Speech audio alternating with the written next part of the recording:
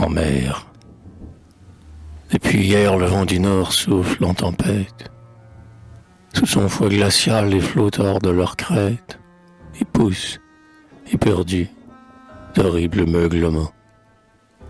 Partout, autour de nous, des abîmes fumants se creusent. Des sommets mouvants et blancs d'écume se dressent à travers les réseaux de la brume.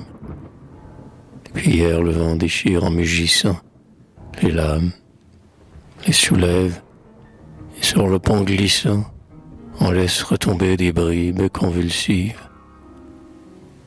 Le jour à peine luit sur les vagues massives, qui battent sourdement les flancs du lourd steamer. Le ciel sombre se fond avec la sombre mer. À nos yeux, le soleil dans la buée épaisse n'est plus que le fanal d'une barque en détresse. Et l'ouragan toujours souffle plus âprement.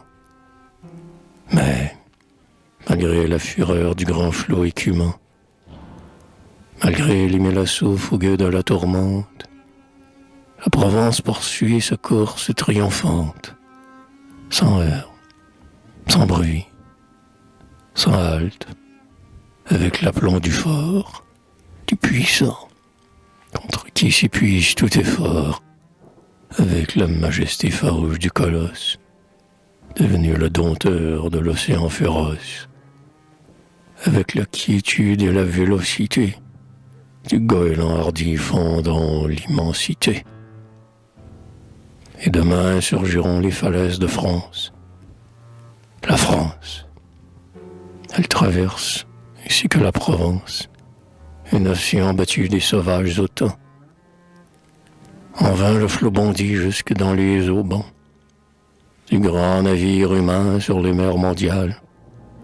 En vain, dans les brouillards aveuglants, des rafales rompent parfois ses mâts, haut comme son orgueil, l'impérissable nef, à travers maintes écueils, sans hâte ni retard, sans frayeur ni colère, majestueuse, suit sa route séculaire, portant son libre et fier pavillon triomphal vers le port lumineux où brille l'idéal, n'interrompant jamais son périlleux voyage, et sous chaque soleil laissant un long sillage qui sert à diriger dans l'ombre ses rivaux, d'exemples immortels et d'immortels travaux.